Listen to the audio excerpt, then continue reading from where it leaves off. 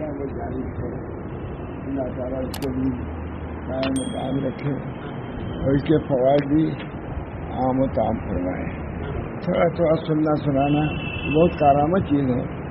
حضرت مولانا شاہ رسول اللہ صاحب رحمۃ اللہ علیہ جب رہتے تھے تو خود سنتے سناتے تھے، جب وہ نہیں رہتے تھے تو مجھے ہی حکم تھا کہ کچھ سنا دیا کرو۔ سر بہت دیر تک سننے سنانے رہا، آج بھی آپ لوگ رکھے ہوئے تو مجھے بہت خوشی ہوئی۔ اس وقت میں کہا تھوڑا سا میں شروع کر دوں، دیکھا جائے۔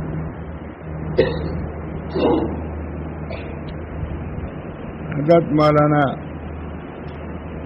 شیخ الہند کا واقعہ ہے، دارالعلوم دیوبند کے صدر مجلس۔ حضرت ہمارے فرماتے ہیں شاہ رسول اللہ صلی اللہ علیہ کہ ہم نے خود دیکھا کہ دارالعلوم دیوبند کے دارالحدیث کی عمارت بن رہی تھی، بنیادیں کھودی جا چکی تھیں کہ اچانک اس قدر بارش ہوئی کہ ساری بنیاد میں پانی بھر گیا، جس کی وجہ سے دوسری عمارت کو بھی خطرہ لاحق ہو گیا۔ یہ بارش ہوئی دیوبند کی، اور تو بعد دوسری عمارتیں جو تھی اس کو بھی خطرہ لاحق ہو گیا۔ حضرت شیخ الہند مولانا محمد حسن دیوبندی تشریف رکھتے تھے۔ مجھے یاد ہے حضرت محتمیم صاحب نے آ کر حضرت دیوبندی سے صورت حال بیان کیا، بہت پانی بڑھ گیا ہے، خطرہ ہے عمارت کا۔ حضرت نے طلبا سے کچھ بھی نہیں کہا، شیخ الہند نے طلبا سے کچھ نہیں کہا، بلکہ خود برتن لے کر پانی میں گھس پڑے۔ یہ ہم نے خود سنایا تھا، لکھے ہی، اور باہر پھینکنے لگے، خطرہ تھا کہ عمارت ہی بچ جائے، اور باہر پانی پھینکنے لگے۔ آپ کو دیکھا دیکھی سبھی طلبا پانی میں گھس پڑے اور چند گھنٹوں میں سارا پانی باہر نکال کر پھینک دیا۔ یہ اطاعت فرمانبرداری شیخ الہند نے شروع کیا اور طلبا نے اس کو تمام کر دیا۔ بہرحال یہ انسانی فطرت ہے کہ انسان اپنے بڑوں کی تقلید کرتا ہے، یہ بڑوں کو بھی اپنے کو سنبھال کر رکھنا چاہیے۔ شریعت کے خلاف بات کوئی ایسی نہ کرے کہ چھوٹے بھی وہ کرنے لگے۔ ان جگہ پر بہت زیادہ احتیاط خاص طور سے مقتدیٰ ہیں، پیشوا ہیں، مشائخ ہیں، ان کو تو ایسی چیزوں سے بہت زیادہ پرہیز کرنا چاہیے۔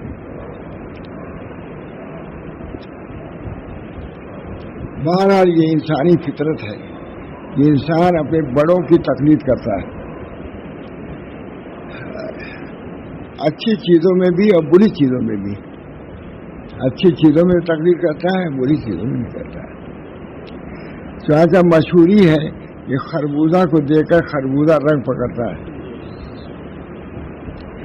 دیکھیے رسول اللہ صلی اللہ علیہ وسلم جو تواضع اور انکسار اختیار کیا، دیکھیے حضور صلی اللہ علیہ وسلم نے جو تواضع اور انکسار اختیار فرمایا، تو حضرت زین العابدین نے بھی اسی کو اختیار کیا، اور پھر حضرت جیلانی کے واقعے میں بھی آپ نے اسے ملاحظہ فرمایا۔ نبی صلی اللہ علیہ وسلم کے تواضع کو واقعات دیکھا تو بعد کے جو لوگ آئے حضرات انہوں نے وہ تواضع کی صورت اختیار کی، تو آپ تاریخ بھائی پڑی۔ اب رسول اللہ صلی اللہ علیہ وسلم کے ایک صحابی حضرت معاویہ رضی اللہ تعالیٰ کا واقعہ سنیے۔ اللہ تعالیٰ نے سنیے کہ اللہ تعالیٰ کے ساتھ اپنا معاملہ کیسا درست کیے ہوئے تھے۔ چنانچہ عبداللہ صحابی روایت کرتے ہیں کہ ثمامہ میں کلثوم نے بیان کیا کہ حضرت معاویہ کا سب سے آخری خطبہ یہ تھا، فرمایا کہ اے لوگوں، میں اب تک تمہارا والی تھا، اور یہ سمجھ لو کہ مجھ سے بہتر والی اب نہیں ملے گا، آئندہ جو بھی والی ہوگا وہ بدتر ہی ہوگا۔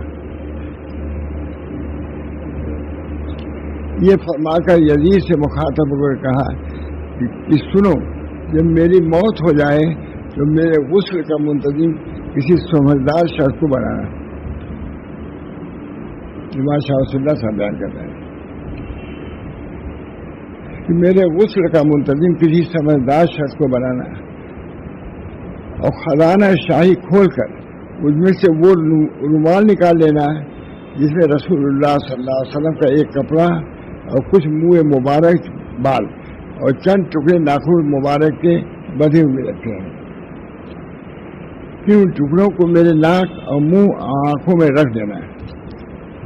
حضرت سے لکھا ہی ہوا ہے. حضرت سناتے تھے اس کو اور بڑے وقت سے سناتے تھے, مجلس بھی سناتے تھے, رونے لگتے تھے.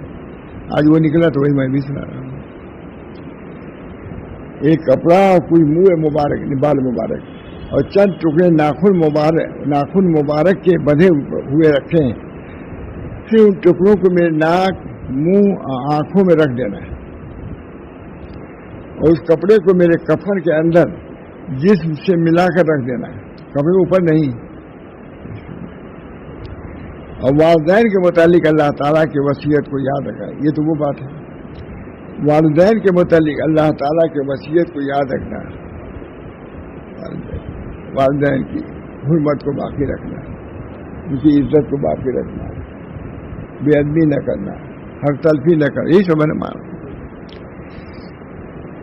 اور والدین کے متعلق اللہ تعالیٰ کی وصیت کو یاد رکھنا ہے. اور میرا جنازہ قبرستان سے لے جا کر قبر میں رکھ کر معاویہ کو ارحم الراحمین کے سپرد کر دینا ہے. حضرت سناتے تھے, مجلس سے سناتے تھے, اتوار تو وہی نکلا سنا دیا.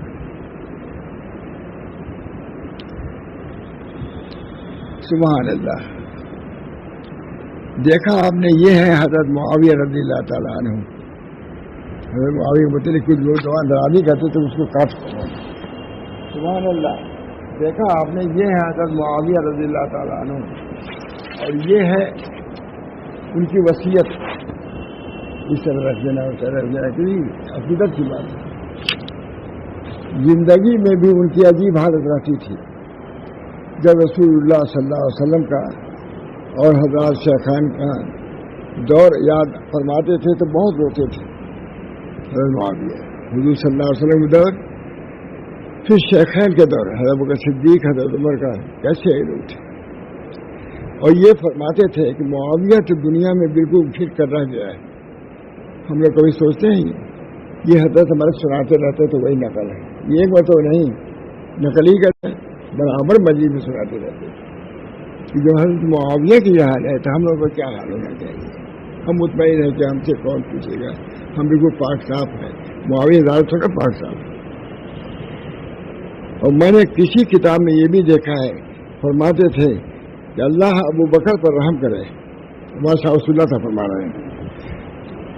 فرماتے تھے کہ اللہ ابو بکر پر رحم کرے, وہ دنیا سے بالکل پاک و صاف تشریف لے گئے. یعنی نہ انہوں نے دنیا کا قرض کیا, نہ دنیا ہی نے ان کا قرض کیا ہے.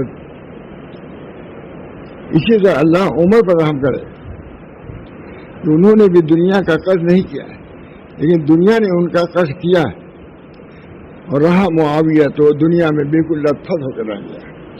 حضرت انہیں رکھتے تھے, یہ سنتے تو ماشاء اللہ صاحب تھے.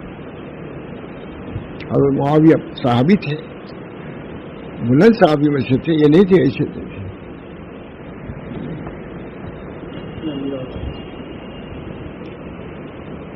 اسی طرح عمر پر اللہ رحم کرے کہ انہوں نے بھی دنیا کا قرض ہی نہیں کیا, لیکن دنیا نے ان کا قرض کیا. اور رہا معاویہ تو دنیا میں بالکل لت پت ہو کر رہ گیا. یہ اتنے حضرات صحابہ یہ ڈر رہے ہیں دنیا سے. آج ہم لوگ چل رہے ہیں کچھ دنیا دار پورے دنیا ہی ہو گئے ہیں, اس کے بعد سمجھتے ہیں کہ دنیا سے ہم بالکل پاک صاف. اللہ تعالیٰ ہم سب کی اصلاح فرمائے. کوئی مشکل نہیں ہے. کیا تم کیا ہو, ابھی جتنا بھی دنیا ایک منٹ میں ختم ہو جائے گا, مر جاؤ گے, ختم. اس کے لیے اپنے ایمان کو اور دین کو کیوں برباد کر رہے ہو.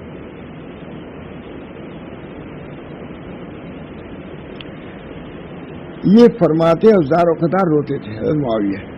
یہ فرماتے اور زار و قطار روتے, یہاں تک کہ آپ کی داڑھی آنسو سے تر ہو جاتی تھی.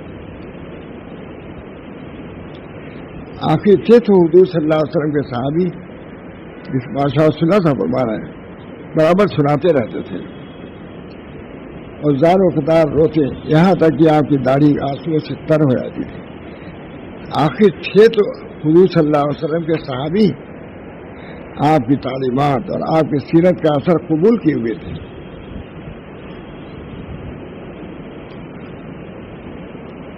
آپ کی تعلیمات اور آپ کی سیرت کا اثر قبول کیے ہوئے تھے. یعنی خوف و خشیت کی جو تفسیر حضور اقدس صلی اللہ علیہ وسلم کے عمل سے دیکھی تھی اپنی سیرت میں بھی ان کو جاری فرما دیا تھا.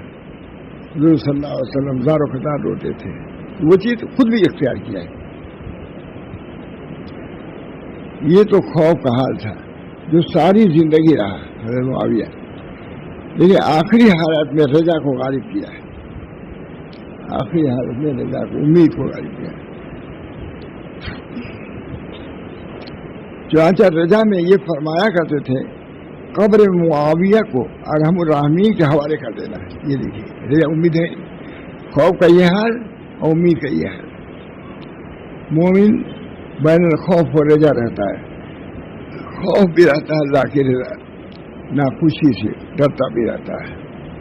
امید بھی ہے اللہ کی رحمت سے.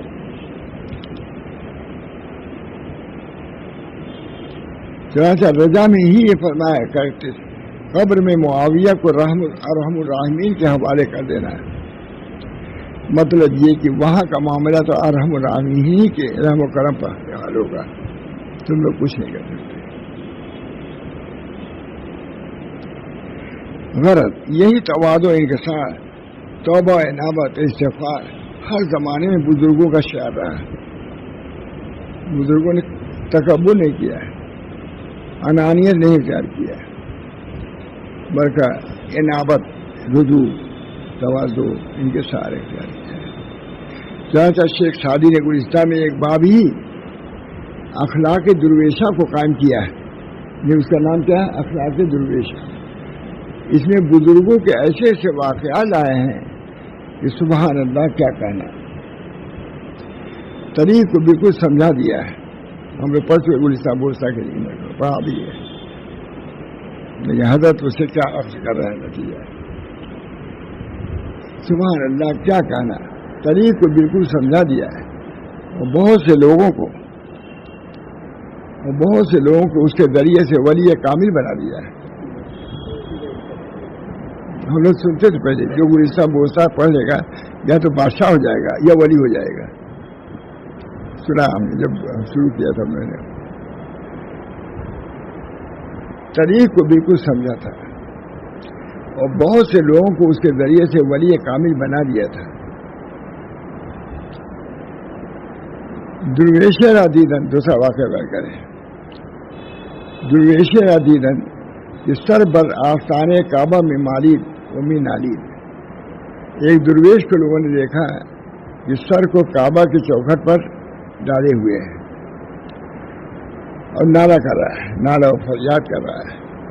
یعنی ایک درویش کو بزرگوں نے دیکھا کہ کعبہ کی چوکھٹ پر سر رگڑ رہا ہے اور رو رہا ہے اور کہہ رہا ہے یا غفور یا رحیم تو دانی کہ الظلم و جہور کیا ہے. تو جانتا ہے کہ ہم ظالم ہیں، جاہل ہیں، ہم سے کیا ہو سکتا ہے، کون سی نیکی ہم پہ ہو سکتی ہے. اور یہی کہتا تھا کہ اے غفور، اے رحیم، تو جانتا ہے کہ ظلم اور جہور سے کیا ہو سکتا ہے. میں تو ظالم ہوں، جاہل ہوں، کیا ہو سکتا ہے. سوائے ظلم اور جہالت کے ہم سے ظلم ہی ہوگا، جہالت ہی ہوگی. مطلب یہ کہ آپ نے تو خود ہی اپنے کلام میں انسان کو ظلم اور جہور فرمایا ہے، تو میں بھی اسی کا ایک فرد ہوں. یہ ظلم و جہالت میں مبتلا ہوں. اوز تقصیر خدمت آبودم کی ندارم بطاط استشفا. یعنی میں آپ کی خدمت میں اپنی کوتاہی کا اوز لے کر حاضر ہوا ہوں، اس لیے کہ طاعت کا تقیہ اور سہارا میرے پاس کچھ نہیں ہے، کوئی نہیں. آسیاں گناہ توبہ کنن، عارفہ عبادت استغفار. یہ جو گناہ گار ہیں وہ تو اپنے گناہوں سے توبہ کرتے ہیں، اور جو عارف ہیں وہ اپنی عبادت سے استغفار کرتے ہیں، کیونکہ عارف ہونے کے سبب یہ سمجھتے ہیں کہ میری عبادت اس ذات کے شایان شان نہیں ہے، اس لیے روتے ہیں. اس لیے وہ عبادت ہی کیا ہوئی، گناہ ہوا. آپ اطاعت جزائے اطاعت خواہن.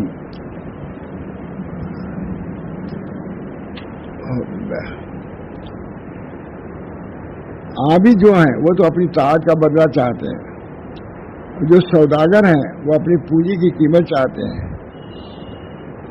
میں بندہ ہوں, امید لے کے آیا ہوں آپ کے.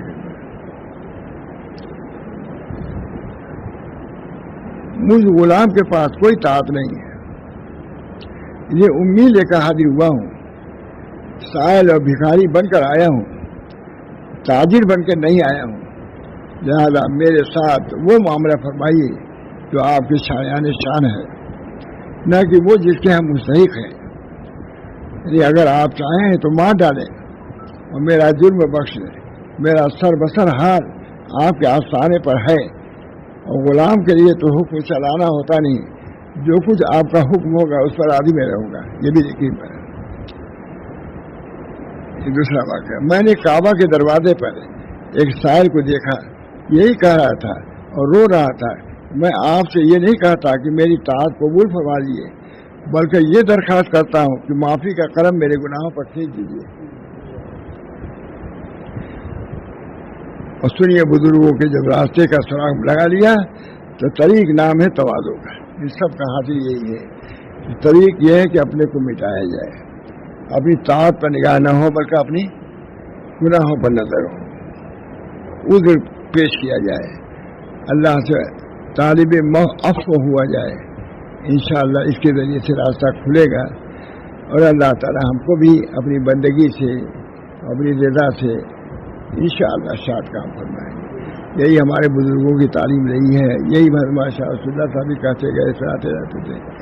اللہ تعالی ہم سب لوگوں کو اپنے گناہوں کی معافی مانگنے کی توفیق دے, اور جو راستہ ہمارے بزرگوں نے اختیار کیا تواضع انکسار کا, وہی ہم کو بھی اختیار کرنے کی توفیق دے. ماشاء اللہ مجلس ہوتی رہتی ہے, دعا کیجیے اس کو جاری و ساری اللہ رکھے, قبول فرمائے.